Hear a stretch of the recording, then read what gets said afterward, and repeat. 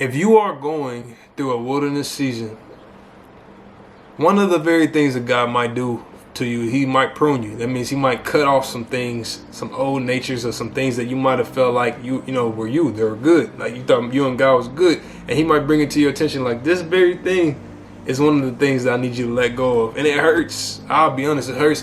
When God asked me to let go of some things of the community, of culture, of Egypt, that I was holding on to, it was like, dang, God, this is the only thing I had as far as community, Like, so why you let me act? But it's like, let thy will, or your will be done, not mine. I trust you, more than anything else, you know what I mean?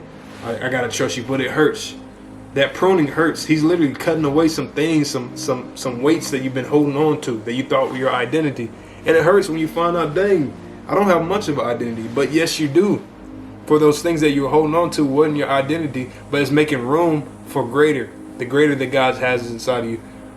It's somewhere in Romans it says, for I reckon that the sufferings of this present time are not worthy to be compared to the glory that shall be revealed. This very present suffering of the wilderness is nothing compared to the glory that God is going to bring you to, that God is going to take you through. And yes, that glory is already inside of you, but it has to be revealed. And the only way it can be revealed is through this wilderness season. Because in this wilderness season, God is breaking you, he's shaping you, he's molding you, he's getting everything out.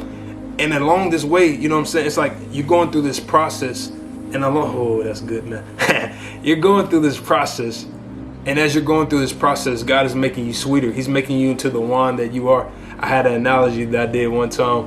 I really got it from T.D. Jakes, but the demonstration, I would say, God gave me the demonstration to actually do it. But T.D. Jakes had a book called The Crushing, and he was talking about like some grapes, right? He was like, grapes at its most valuable, at its most fruitful form are wine. Once the grape reaches a wine stage, the older it gets, the better it gets. You know what I'm saying? They know the aged wine is the sweetest wine or whatever, you know what I'm saying? But see, if a grape stay in the grape stage, it's going to eventually decay. It's going to eventually rot. So it's actually beneficial for the grapes to go through a process in order to get to that wine. But that process isn't sweet. That process isn't nice. That process isn't easy. That process isn't comfortable. But it's going to be very beneficial for the grapes at the end time. That's so good. In order for a grape to get to wine, it has to go through a process. What is that process, Rob? That process is crushing. That process is damaging. That grape has to be squashed. It has to be dismantled. The thing that the grape thought it was, this round fruit.